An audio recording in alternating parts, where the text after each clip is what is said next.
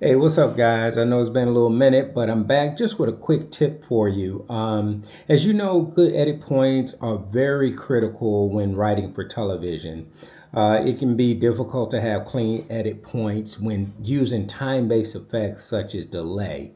I use delay a lot, and I'm currently actually working on this hip hop tension cue for one of my libraries. And I'm going to show you guys how I create clean edit points even when using delay. So I think one of the biggest issues that at least I've found when I'm using delay is, typically you'll bypass the delay at the edit point. And then when you open it up on the other side of the edit point, the delay has all ganged up. And now when you open it up, the delay is out of time. And it sounds really weird. And it may not be as noticeable in the full cue, but when you do your alt mixes, I mean, it'll really be exposed if you don't have a nice clean edit with your delay. So I'm gonna, like I say, I'm working on this hip hop tension cue for one of my libraries. I'm just gonna play the first, I don't know, the intro for you because the first edit point that I put is right coming out of the intro into the A section. I typically like to do a little edit point right there just in case the editor just wants to use maybe about 18 seconds or something like that. We give them a nice clean edit point that they can use. So I'll play just this little opening for you, let you hear how the edit sounds with the full music, and then I'll kind of break it down for you. All right, here we go.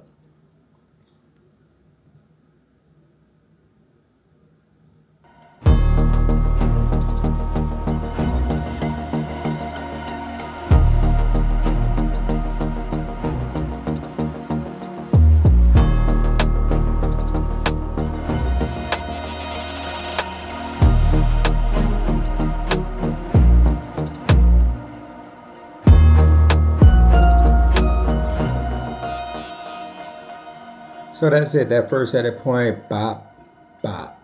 Just a real clean edit point. So the challenge that I was having is I have a synth pulse that's going on, and I have a stereo delay on that pulse. So I'm going to play. What I did is I duplicated.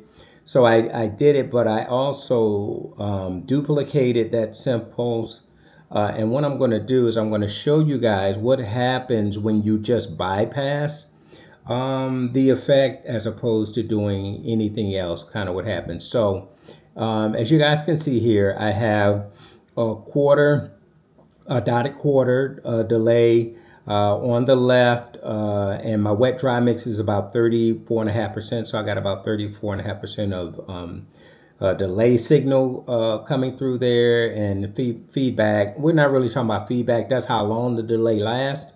But that impacts how that delay gangs up as well. And then on the right hand side, you see my wet dry is at 43.9% with my feedback about 26.5.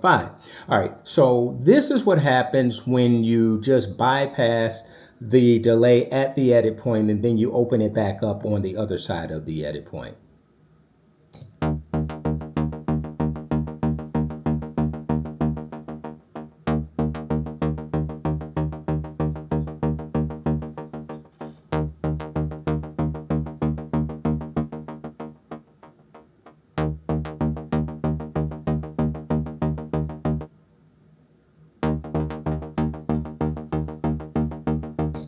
So you hear how the delay kind of gangs up on the other side of the edit point. When we come out of the edit point, it's out of time and it's kind of ganged up. So that's the challenge that we have. And when you do like a bed mix or something like that, it will be very obvious. So what I do is what I found to work for me, and let me bring up the stereo delay on this side, is to create automation lanes for the wet dry mix.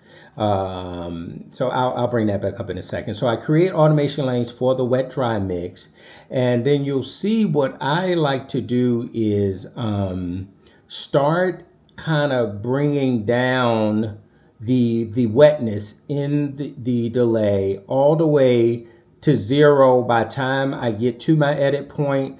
Then when my edit point opens up, the delay, it's still at 100% dry. And then I start bringing the wetness back up a lot more quickly, as you guys can see by the slope, but it makes for a much smoother edit point. So I'll show you exactly what I'm talking about here. So now if we play this pulse with the wet, dry, mix edited, this is how it sounds.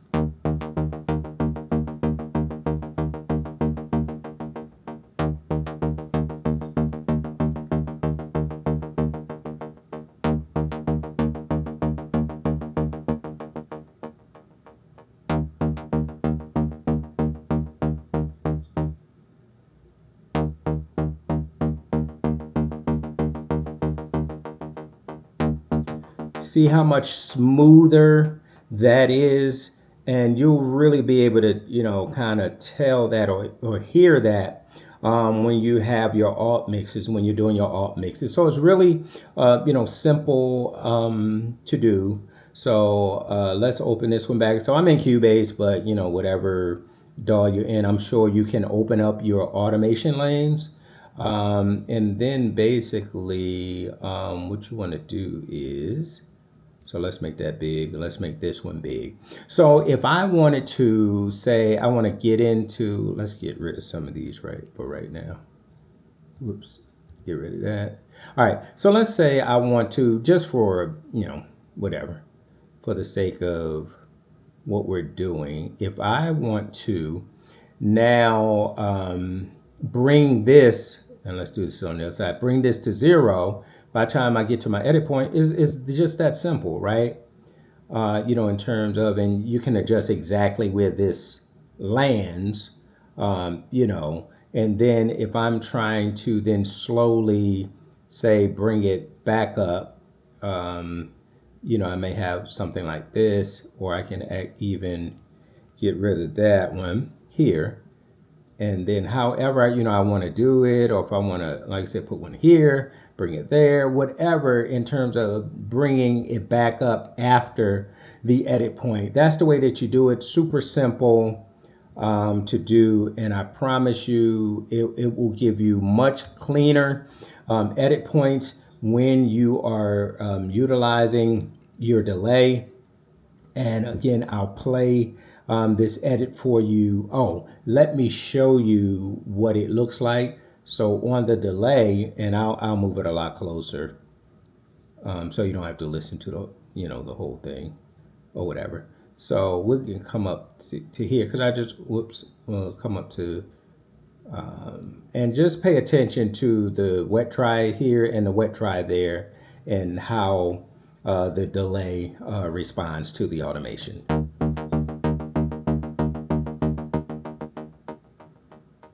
See the wet dry signal getting lower to 0.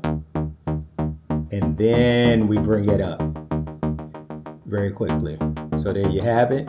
And again, if we play it in context with the intro of the cue.